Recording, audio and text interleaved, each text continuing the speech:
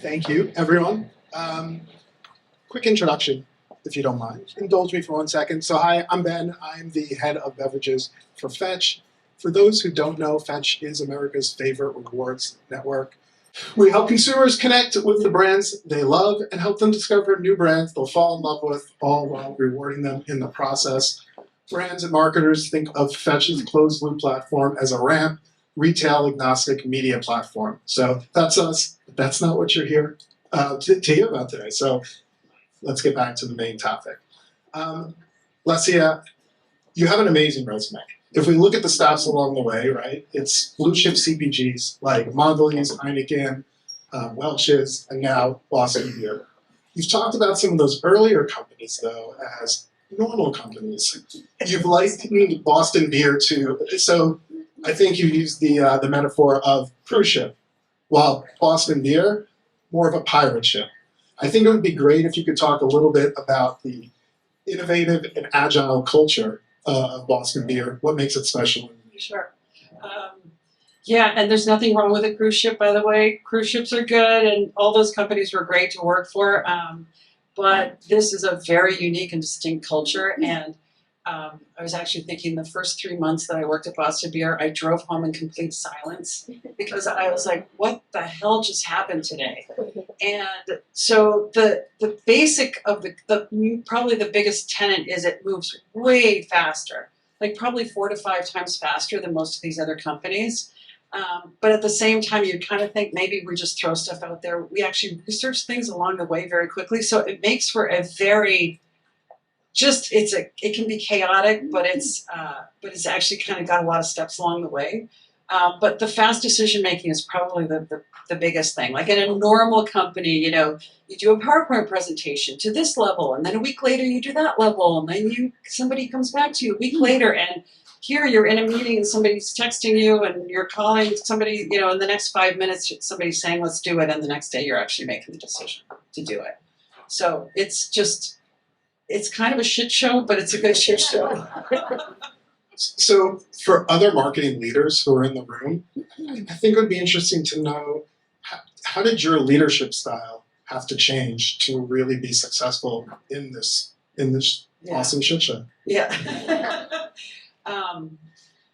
Well, one of the biggest things is actually finding people who will fit the culture. Because it's like the body will reject the organ pretty quickly, and vice versa. Like people can get very stressed if they if they need order and discipline, which is in a lot of other companies sort of just a normal thing.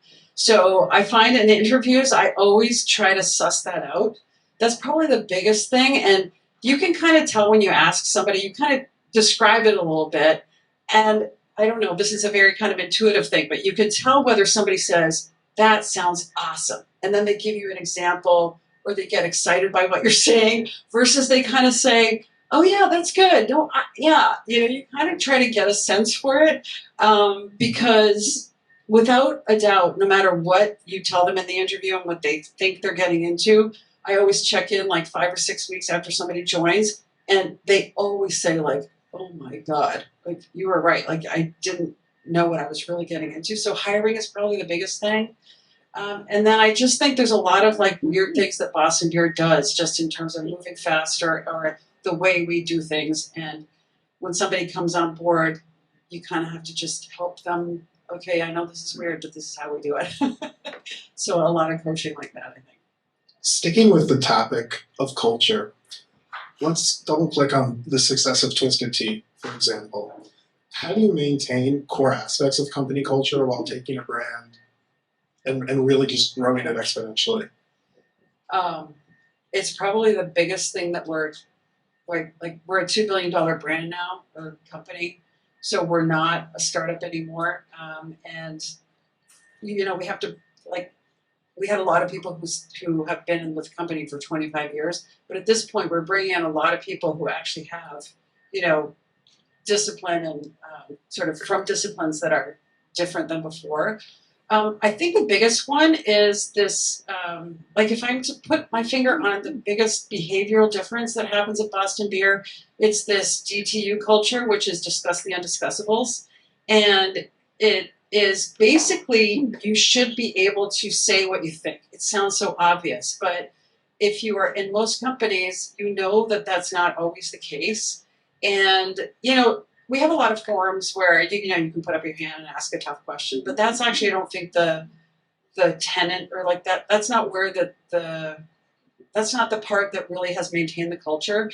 It's the fact that in any given meeting, you make decisions all day with a group of people, and sometimes the best ideas are not brought forward, or somebody really doesn't think you're going in the right direction, and you know that if you're not creating that space, you're just not going to get to the best solution. And I think we've maintained that, which is sometimes exhausting because, you're just always hearing what people are actually thinking, which is good.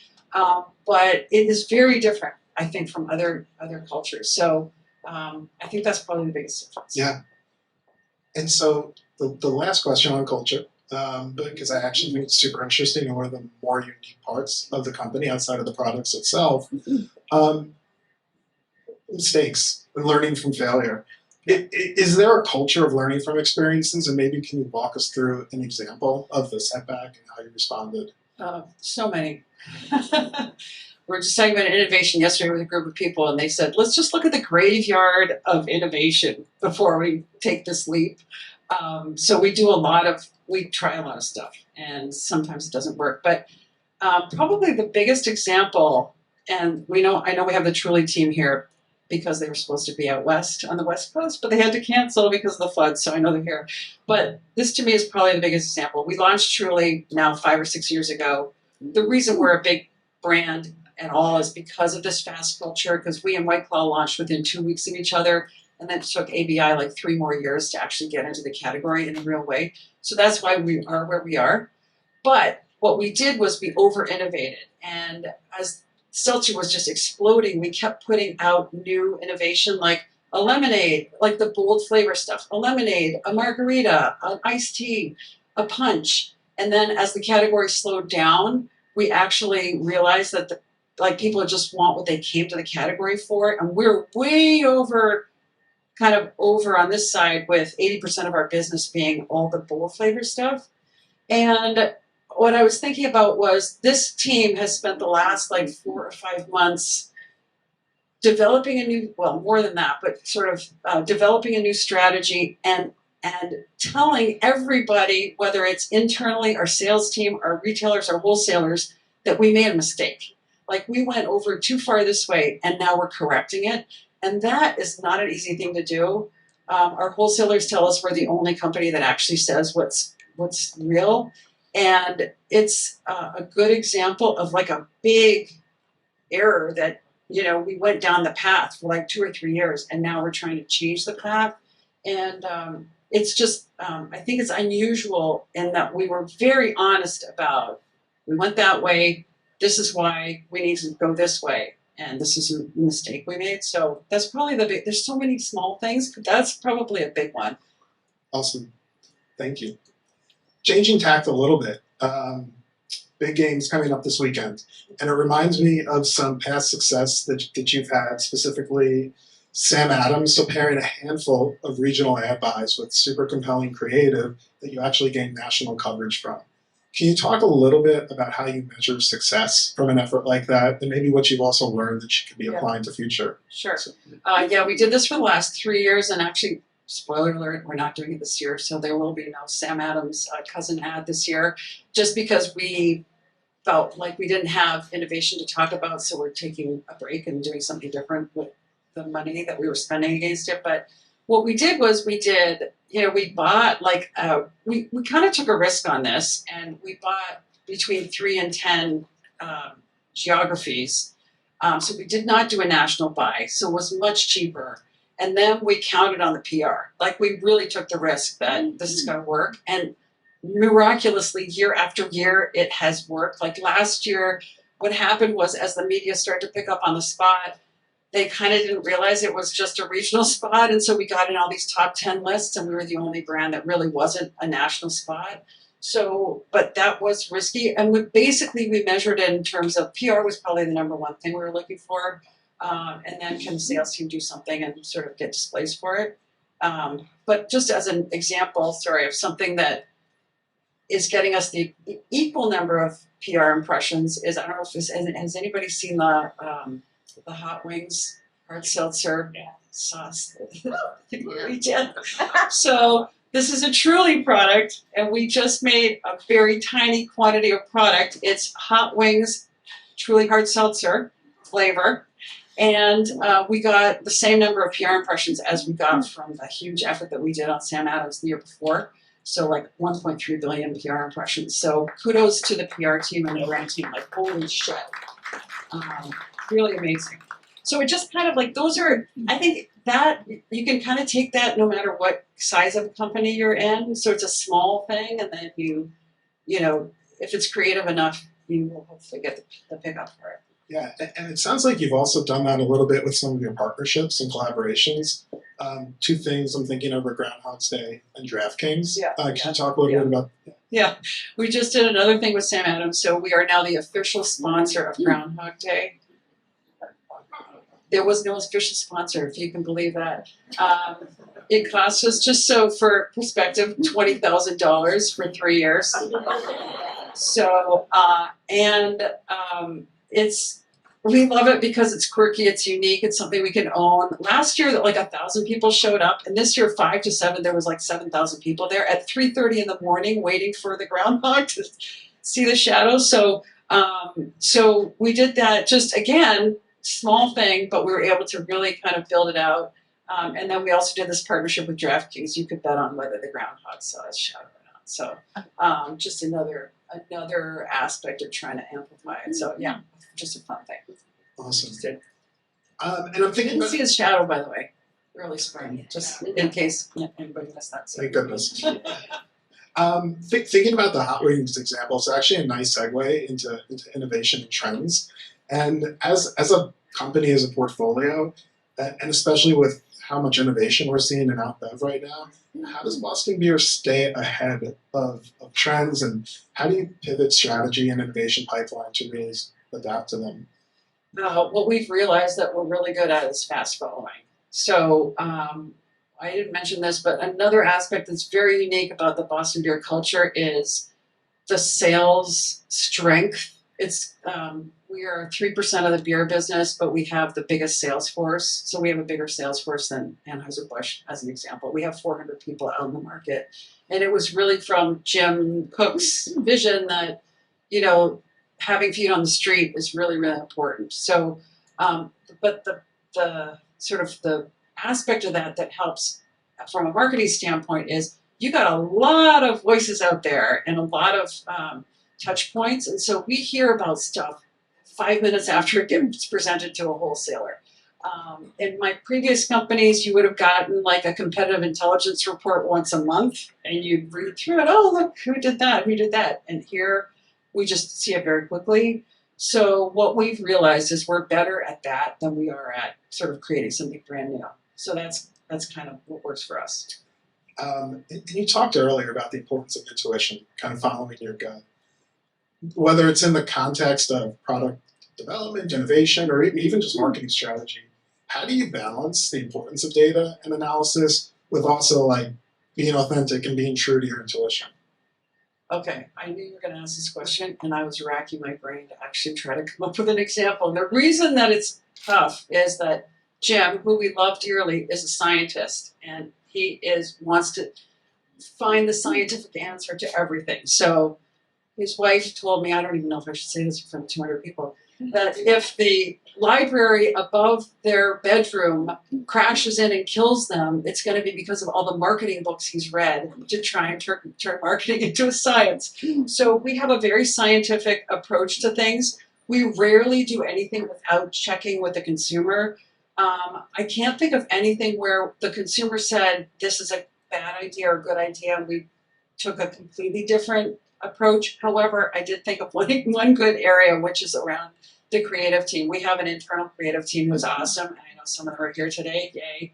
They are awesome. And we will often, narrow down from many, many choices to few choices. And it's mostly based on intuition, but it's also based on a team that knows our brands intimately, compared to like when you bring somebody in from the outside. we will often, defer to the creative team and say, okay, which way should we go here? I think that's probably where we make a lot of decisions based on intuition versus research. But in general, we research a lot of stuff. Okay, nobody repeat that story, okay? So tying it all together, we have a lot of marketing leaders in the room.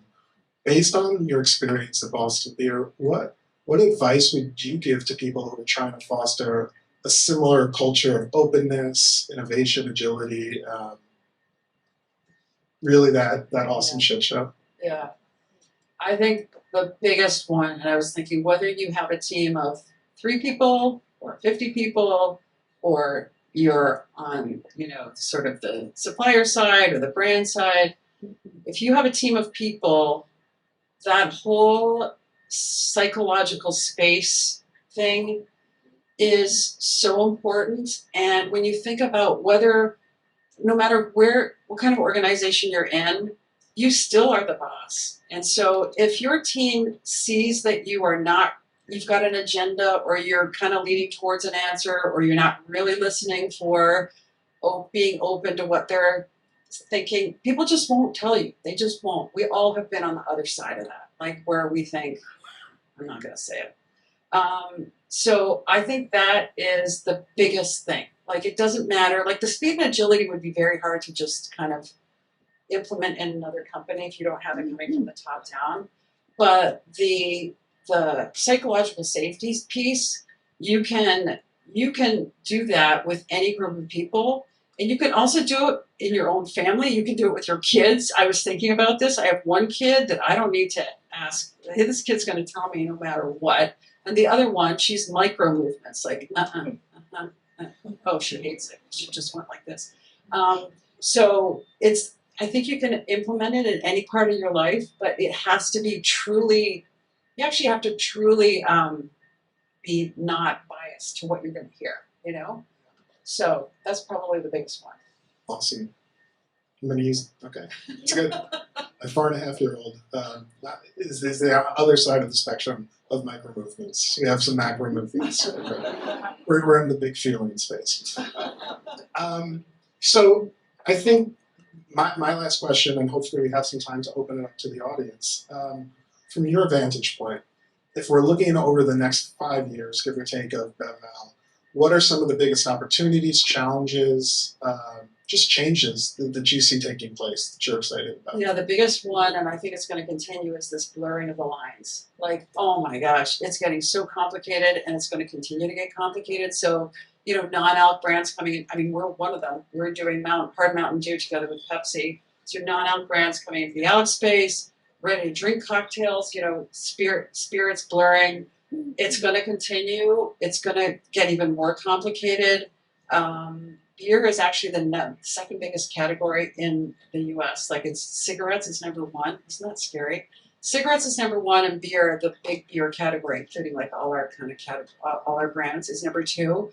And it's so competitive, and it's so fragmented, and I just think it's going to get even more fragmented. So simplicity and branding, and like, people are going to go to the things that I think are the strongest and the cleanest brands, in the end. Yeah. But it's going to continue, I think. Thank you. Awesome. Ariel, do we have time for some questions? All right, don't be shy. Up in the front. Okay. Hi. So you talked a lot about speed and agility, and hear you loud and clear that's not something you just easily implement. But I'm wondering, how do you balance, in a culture of speed and agility, focus? Because one of the things that's really challenging is you want to jump on something, you see an opportunity, the consumer tells you something in that moment, but people are also heads down trying to keep the ship afloat. Yeah. So how do you keep them focused on what they're trying to do long term with the ability to move quickly on trends that you know are going to put you in conversation? You just hit on the Achilles heel of Boston Beer. Like, we don't say no. Because we think, oh my God, if we say no, maybe that was the thing, that would have been the thing. We don't say no, and it's not a culture of no. We figured out, I think, how to sometimes say no, but we have to do it in the right way. I don't even know if I have a good answer for you. It is the flip side of the of the positive. Like it's almost like if you can handle it in the end, we tend to beat the competition because we're doing so much more, we're doing it faster, but it is exhausting. Like, so we keep trying and we sometimes will think we've killed something and then it just rears its head again. Like, oh my God, we have to do that too. So I don't know if I even have a good answer. We just do a lot. Well said. So just for anyone who didn't hear, how do you manage decision making with everything else going on? This is another difference actually. So our CEO and our founder are actually in a lot of decisions and they're in it very quickly. You know, the normal company way is, again, you go through the layers and you might have gotten yes, yes, yes, and now it's 3 months down the road and then you finally get to call it maybe the real decision maker, or if it's a big thing, you've done a lot of work and preparation and then they say no. And again, it's the positive and the negative, but senior leadership is very involved, like in the day-to-day stuff. So again, it's kind of a startup mentality. I think it gets harder and harder as you get bigger. But that's probably one of the biggest things. And we'll bring somebody in quickly. Like we'll see something. I'm looking at Matt because we do this all the time with Truly. We'll see something at 2:00 and we'll be like, let's call Dave. Let's get Dave in at 4:00. Like let's just show it to him, our CEO. So that's probably another part of the culture that's different. Yeah. I think it's a great question. How do you handle failure? I think that is, again, a difference, that failure is all part of learning. Like, as long as we learn from it, what did we learn from it? Jim calls it double loop learning. Like, not only like what did you learn, but what were the assumptions behind? Because smart people made that decision, right? So we all looked at data, we all looked at whatever the device going on the market, we made a decision. Okay, let's go back and say what were the flawed assumptions? That's like, to me, that's nirvana when we do that. Again, if you go back to this like fast, chaotic thing, sometimes we're moving so fast we don't even do that, which is again like something we need to get better at. But failure generally is not seen as a negative. All right, so just to wrap it up, thank you, Lesya. I think super unique and interesting culture, but for me what really stands out is that as you've scaled, certainly with the uniqueness of the pirate ship, so to speak, there's positives and negatives, but with scaling you've learned to really lean into the positives, minimize the negatives, and try to continuously course correct. Hopefully, I don't know. What do you guys think? Positive people. Yeah, hopefully you're right. We're trying. We're always trying to get better. One of our core values is the status quo sucks. So we just always try to get better. Awesome. So let's leave it there. Can I get a round of applause for Lesya?